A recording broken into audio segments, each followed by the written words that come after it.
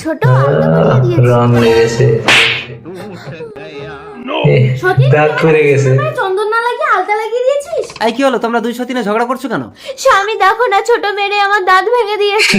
বেশ এক থাবরে দাঁত বেশি ভাঙছে। সুন্দর বলে তুমি ওর উপরে হিংসা করো।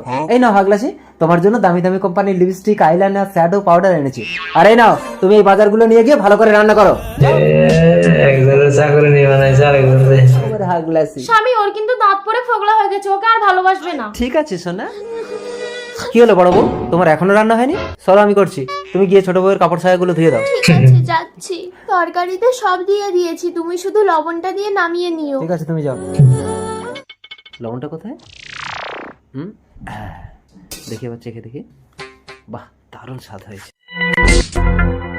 এইবার বড় বউ তরকারিতে এক গাদা লবণ ঢেলে দিয়ে তোকে আমি স্বামীর হাতে মার খাওয়াবো। ও হাগলাসি, আজ রান্নাটা যা হয়েছে না, শুধু কালারটা। কি সব করছে না রে। না, তুমি খাও। ও শোনো, তোমাকে আগে না খাইয়ে কোনো জিনিস মুখে দিয়েছি আমি? খাও খাও বলছি। তরকারিতে এত লবণ কি করে? আর কি করে, বড় বউ আমাকে খেতে দেবে না বলে এই কীর্তিগুলো করে। বড় বউ তো তোমার কাপড় ধুতে গেছে, সে তো এখনো আসেনি। আর তরকারিতে তো আমি লবণ দিয়েছি, তার মানে এই নটঙ্কি গুলো তুমি করো না? এগুলো একদম ভালো লাগে না হাগলাসি। ওরে সতীন, আমার প্ল্যানটা ভেস্তে গেল।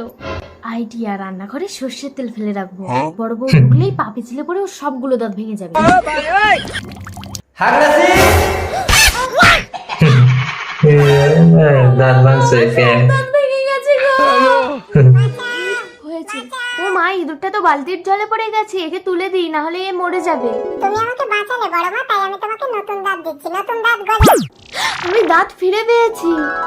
ও মা গো, আমার দাঁতগুলো সব ভেঙে গেছে গো। ছোট, তোর সব দাঁত ভেঙে গেছে? এই দেখ, এই ইঁদুরটা আমার দাঁত ফিরিয়ে দিয়েছে। তুই কাঁদিস না, তোরও দাঁত ফিরিয়ে দেবে। না বড় মা, ও তোমার সব দাঁত ভাঙার জন্য রান্নাঘরে তেল ফেলে রেখেছিল, ওকে আমি একটাও দাঁত দেবো না।